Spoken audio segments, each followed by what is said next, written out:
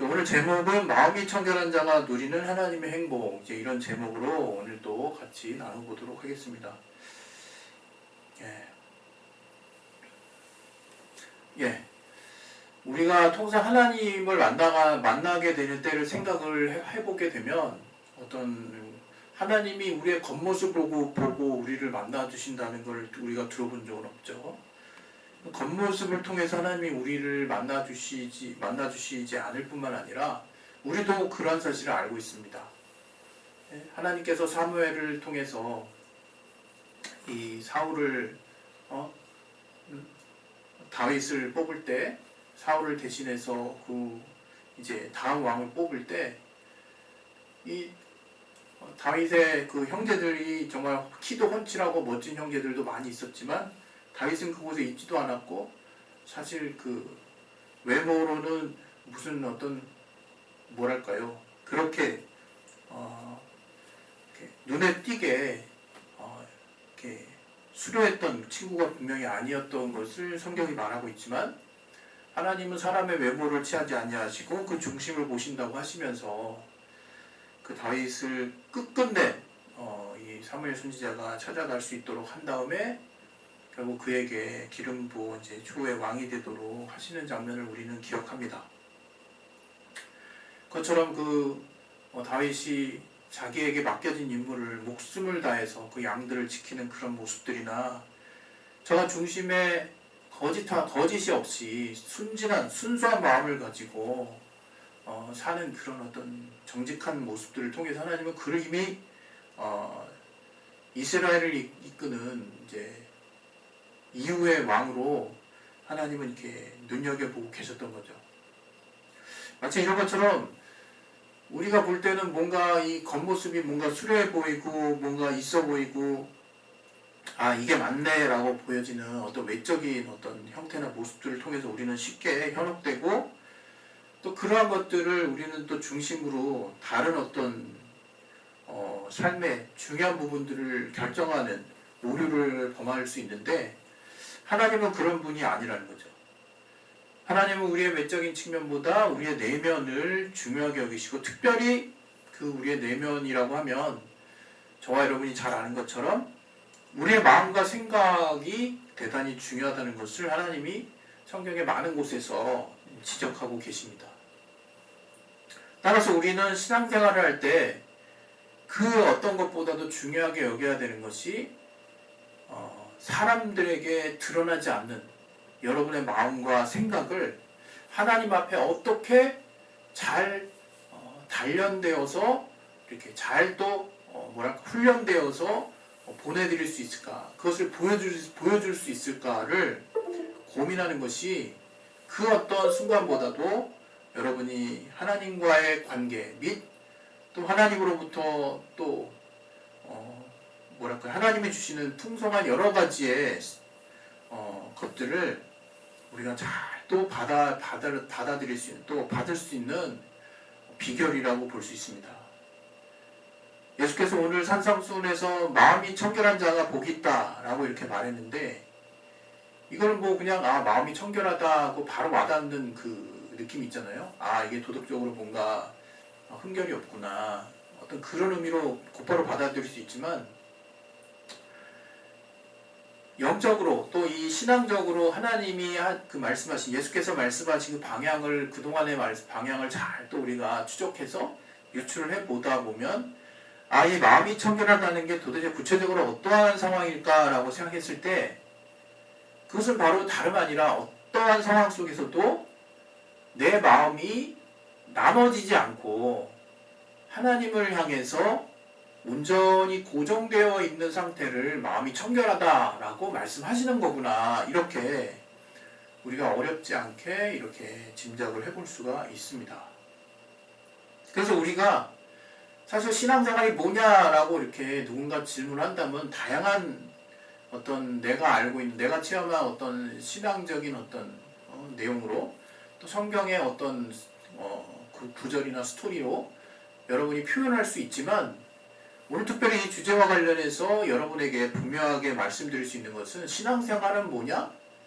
내 마음을 하나님께 어떠한 상황 속에서도 고정할 수 있는, 어떠한 환경 속에서도 내가 하나님을 바라볼 수 있는 상태를 만드는 것이다. 이렇게 여러분이 정의 내리시면 어렵지 않을 것입니다. 왜냐하면 사실은 알고 보면 우리의 외모가 막 들쑥날쑥 변하는 거 가지고 쟤 오늘은 왜 저러냐 이렇게 여길 것이 아니라 그 어떤 것보다도 우리의 마음이 정말 쉽게 변하고 쉽게 요동하고 쉽게 영향받고 쉽게 오르락내리락 한다는 거죠. 여러분이 여러분의 마음을 잘 다스릴 줄 안다면 여러분은 삶에서 굉장히 중요한 한 부분을 이미 노하우를, 인생의 경험, 인생의 지혜를 이제 깨달은 거나 다름없습니다. 심지어 나이가 많이 된 어르신들도 화병이라고 그러죠. 그 노함, 그 마음을 진정하고 다스리지를 못해서 화병으로 돌아가시는 분이 실제 있어요. 그리고 가끔 드라마 보면 자신 앞에 있는 충격적인 상황을 이렇게 눈앞에 직접 보고 뒷목을 딱 잡더니 쓰러지시는 분들 가끔 나오잖아요. 기본적으로 혈압 문제도 있겠지만 그냥 그 어떠한 상황에서도 내가 정말 이렇게 뭔가 내 마음을 잘 다스릴 수 있는 상태가 되면 좋은데 평소보다 감당할 수 없는 상황이 내 앞에 딱 벌어졌을 때 그게 화낼 만한 환경인지 슬픈 환경인지 그건 모르겠어요. 그러나 그때 감정이 요동할 뿐만 아니라 내 마음이 막 이쪽 저쪽으로 뛰면서 주체할 수 없는 상황이 되게 될 때 내 몸에 기본적으로 좋지 않은 부분도 특별히 이제 여기 뒷목 잡으시는 분들은 이제 동맥이나 무슨 뇌경색이나 뇌질환 쪽이겠죠. 갑자기 쓰러질 수 있다는 거죠.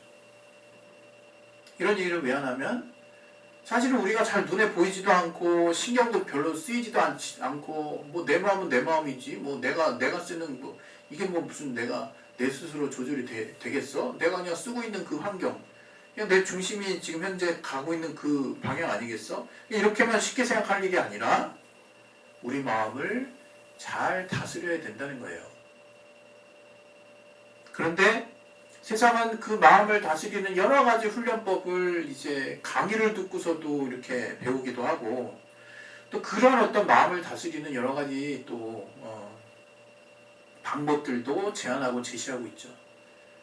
취미 생활을 한다든가 아니면 우리 기독교와는 좀 약간 이질적이긴 하지만 기를 수련한다든가 단을 한다든가 호흡법을 명상을 한다든가 또는 여러분의 다른 쪽에 좀 더 집중할 수 있는 어떤 마인드 컨트롤을 한다든가 여러 가지 방법으로 다스려지지 않고 주체되지 않는 여러분의 마음을 추스리려고 하는 여러 가지 시도가 있습니다. 그러나 여러분 오늘 우리가 그리스도인이라면 그 어떤 순간보다도 우리가 얼마나 하루하루를 살면서 바깥 날씨가 이랬다 저랬다 합니까? 특히 요즘에는 3월달에 가장 요동하기 쉬운 날씨가 꽃샘추위라고 이게 봄도 아닌 것이 겨울도 아닌 것이 막 춥기도 했다가 덥기도 했다가 이 온도차가 극심하기 때문에 이런 시기에 이제 감기 걸리기 쉽죠. 몸에 이제 신체 리듬이 깨지기 쉽습니다. 이렇게 우리가 바깥 환경에 엄청나게 요동하는데 사실은 그것보다도 더 크게 요동하는 게 우리 마음이라 이거예요. 근데 안타깝게도 그 마음을 헤아려주는 사람도 많지 않을 뿐만 아니라 그 마음을 나 스스로 다스리기도 참 누군가 가르쳐준 적도 없고 다스리는 것도 쉽지가 않다 이거예요. 평소에 그냥 느긋한 심정의 소유자니까 마음이 요동하지 않는다? 저는 꼭 그렇게 보지 않거든요.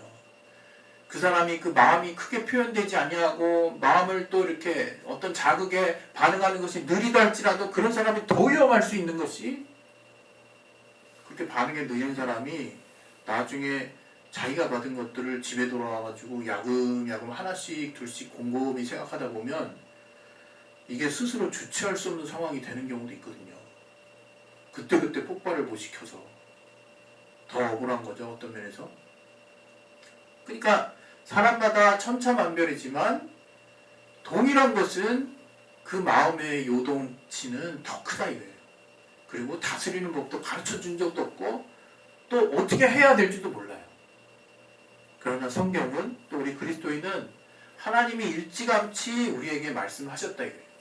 뭐냐면 마음이 청결한 자가 누리는 행복이라고 해서 그 마음이 청결하다고 하는 것은 단지 도덕적으로 또 단지 그 마음을 잘 또 청결하게 유지할 수 있는 그 어떤 자세도 포함될 수 있지만 오늘 제가 좀 전에도 말씀드린 것처럼 그 마음이 다른 어떤 것에 휘둘리지 아니하고 최우선적으로 하나님께 향하는 것으로 고정되어서 항상 그런 훈련을 받고 마음을 하나님께 또 하나님의 말씀에 고정되려고 하는 그런 끊임없는 부단한 정말 노력과 의지를 썼던 자들은 신기하게 내가 가장 내 삶에서 위험한 어떤 순간, 내가 가장 힘들 수 있는 그 순간에 하나님의 평안이 그 마음의 창구를 통해서 우리에게 공급이 됩니다.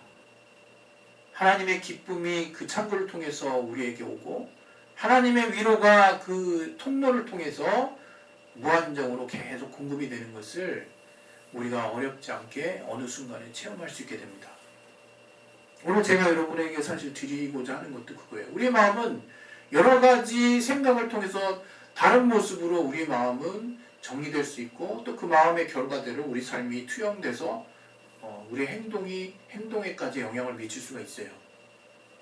우리 마음에 욕심이 가득하거나 다른 사람과 다른 환경과 비교하는 마음이 가득하거나 또는 시기와 교만 등이 가득하게 될 때는 그런 마음이 계속 쌓이면 이제 마음에 병이 생기는 거예요. 제가 신기한 걸 경험했는데 제가 이제 가장이라고 하는 무게감이 있다 보니까 정말 남들에게 정말 드러내지 아니하고 계속 어떤 특별한 걱정을 계속 했었어요. 한 진짜 수년간. 그러다 보니까 뭔가 어떤 삶의 활력도 없고 여러 가지 어려움들이 계속해서 내 삶을 이렇게 지배하고 있는 것들을 이렇게 보게 됐습니다. 그런데 어떠한 연유로 해가지고 이제 그런 생각을 고쳐먹고 그런 마음도 내가 바꾸자라는 생각을 갖고 마음을 딱 바꾸기 시작한 지 한 2년 정도쯤 되나요? 그렇게 하기 시작했을 때 참 신기하게 신체의 변화도 생기더라고요. 신체의 변화도. 몸에 특별히 내가 뭐 어떤 보양을 위해서 뭐 어떤 애쓴 것도 없는데 어떤 제가 여러분에게 다 공개하기는 어렵지만 참 이렇게 뭔가 무거운 어떤 신체적 어떤 현상들이 있었는데 그것들이 어느 순간 싹 사라지더라고요. 근데 잘 생각해 보니까 다른 거 변화된 게 아니에요. 마음을 바꿨다 이거 마음을. 그냥 마음을 딱 바꾸기 시작한 거죠. 단방에 바뀌는 마음이 어디 있겠습니까?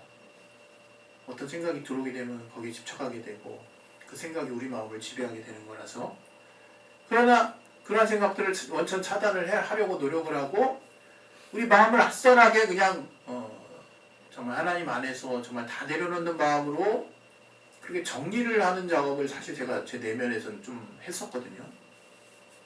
그랬더니 신체적인 변화도 나타나더라고요. 정말 신체적으로 뭔가 이게 정말 이게 왜 이러지라고 싶을 정도로 어려웠던 부분들이 있었는데 그게 뭘로 뭐 특별히 정리해서 표현하기 애매한 그 신체의 그 어려운 부분들이 어느 날 갑자기 없어졌다는 걸 알았어요. 그게 느꼈습니다. 이 마음이 정말 중요하구나. 정말 그렇습니다, 여러분. 아까도 제가 말씀드린 것처럼 나이가 되고 이제 노년을 향해 더 나아갈수록 이 마음의 이 병이 얼마나 큰지 몰라요. 우리 한국에도 이미 이제 고독사라는 게 많이 있잖아요. 그 마음에 단절을 느끼는 거죠. 세상과의 단절을 느끼고 비로소 삶의 단절을 이제 하는 지경에까지 이게 이르게 되는 그 현실은 굉장히 참담한 거잖아요. 근데 그게 그 시작이 뭐냐? 우리의 생각의 영역에 남들이 아무도 볼 수 없는 그 마음 속에 어떤 특별한 생각이 자리 잡기 시작하고 그것이 이제 우리를 지배하기 시작하고 그것이 심화돼서 그 생각에 내가 굉장히 몰입하게 되면 나도 모르게 어느 날 굉장히 나는 어두운 사람이 돼 있고 나는 어느 날 화가 많은 사람이 돼 있고 어느 날 나는 슬픈 사람이 돼 있고 어느 날 나는 이 삶에 대한 굉장히 염세적인 시각을 가진 자가 되어 있을 수 있거든요. 그래서 여러분 오늘 여러분에게 정말 부탁드리고 싶은 것은 제발 하나님을 보세요. 오늘 마음이 청결한 자는 하나님을 볼 것이며 이게 뭐 대단하다고 뭐 그리스도인들만 뭐 하나님 보기 원하지 뭐 딴 사람 뭐 그러겠어 이런 생각 할 수 있는데 여러분이 여기서 예수께서 말씀하신 힌트를 잘 이렇게 파악을 하셔야 되는 거예요. 우리가 하나님을 본다는 것은 하나님께 기본적으로 있는 영광을 본다는 것이고 더 복잡하게는 안 들어갈게요. 그 하나님의 영광을 본다는 것은 다른 말로 그 영광이 우리에게 투영이 돼서 우리가 영광스러운 삶을 산다는 얘기고 그 영광은 우리가 어떤 형태로 압축해서 설명하기 어렵지만 우리가 하나님의 영광을 받으며 사는 삶을 살 때 우리는 행복한 삶을 살 수밖에 없는 거예요. 그 하나님 만난다는 게 우리는 뭔가 심오하고 영적으로만 해석하려고 하지만 아주 쉽게 설명하면 하나님을 만나면 행복해지는 거예요. 왜? 하나님은 생명이시니까. 왜? 하나님은 빛이시니까. 왜? 하나님은 우리를 지으신 분이시니까. 하나님은 우리의 아버지가 되시니까 그 하나님을 우리가 만나게 될 때는 우리가 하나님을 만나는 삶을 계속하게 될 때는 우리에게 생명이 넘치고 우리가 빛이 넘치고 우리가 밝아지고 우리가 기쁨이 넘치고 우리가 평안해지고 하나님께 속한 모든 것들이 우리에게 영향을 미치지 않을 수가 없는 거예요. 근데 그렇게 되는 비결이 뭐냐? 바로 마음이 청결해야 된다는 거예요. 그것은 도덕적으로 뭔가 내가 좀 이렇게 선한 생각을 하고 살아야겠구나 이 부분과 연결이 안 되었다고 말할 수는 없겠죠. 그러나 좀 더 본질적으로 예수께서 이 마음이 청결한 자라고 지목하는 것은 바로 무엇이냐? 하나님을 볼 수 있을 정도로 청결하라는 거예요. 그럼 또 굉장히 자기 죄부터 생각하는 분이 계신데 제 말은 이제 믿음으로만이 하나님을 볼 수 있다 그랬죠. 그 죄의 문제, 인간의 부족함의 문제들은 믿음으로 여러분이 일단 다 커버를 한번 해보세요. 그리고 좀 더 본질적으로 오늘 여러분에게 이 성경이 말하는 건 주님이 우리에게 말씀하시는 것은 우리의 마음을 청결하게 해야 된다. 근데 그것이 우리가 하나님을 볼 수 있을 때 청결해진다는 것을 우리가 하나님을 볼 수 있을 때 그것이 곧 행복이라는 것을 깨달으라는 얘기예요. 여러분 정말 여러분이 행복해지길 원하는데요. 그것은 다른 데 있지 않습니다. 여러분이 바로 이 하나님의 행복을 소유할 수 있는 비결은 여러분이 여러분의 마음을 다스리세요. 그럼 어떻게 다스리라는 거야? 여러 가지 상황을 뭔가 잘 됐다라고 진정됐다라고 뭔가 이렇게 정상 회복됐다라고 다양한 상황 속에서 다양한 답을 가지고 여러분을 진정시키라는 게 아니라 딱 한 가지 방향을 향해서 나아가라는 겁니다. 그것은 바로 여러분의 마음을 하나님께 고정하세요. 여러분의 여러 가지 환경의 영향을 받아서 이 눈에 보이는 여러 가지 것들이 내 안에 들어와서 내 생각을 조립시키고 그로 말미암아 어떤 결과적인 부정적인 여러 가지 생각이 즉각적으로 떠오른다 할지라도 그 마음을 잠시 누르시고 여러분의 마음에 하나님이 자리할 수 있도록 청결하게 유지하시라는 거예요. 믿음을 가지고 하나님을 볼 수 있도록 하나님은 오직 믿음만으로 하나님께 나아갈 수 있다고 얼마나 직행 노선을 우리에게 보여주셨습니까? 엉뚱한 생각하지 마시고 어떤 상황에서도 상관없으니까 여러분이 하루에 또 일주일에 여러 가지 다양한 상황에 처했을 때 하나님 볼 수 있게 하나님 보게 해달라고 하나님께 집중할 수 있게 해달라고 기도해 보시고 그 하나님이 주시는 말씀 하나님이 여러분이 하나님 안에서 알고 있는 말씀들이 떠오르나 한번 살펴보시라 이거예요. 그리고 그 떠오르는 말씀을 붙잡아 보시고 떠오르지 않는다면 하나님께 여러분의 마음을 한번 다 털어놓으시고 하나님께 여러분이 하나님만 볼 수 있도록 집중을 한번 해보시기 바랍니다. 그랬을 때 여러분의 마음에 하나님의 평안이 찾아올 수 있고 그러한 자가 바로 청결한 자라는 거예요. 그렇게 하나님을 볼 수 있는 청결함을 유지하는 자가 바로 행복한 자라는 겁니다. 할렐루야. 우리 시간에 예수여 한번 하시고 기도하겠습니다. 예수여 하나님 아버지 오늘 마음이 청결한 자가 되게 도와주시옵소서. 하나님께서 우리 가운데 그 청결함을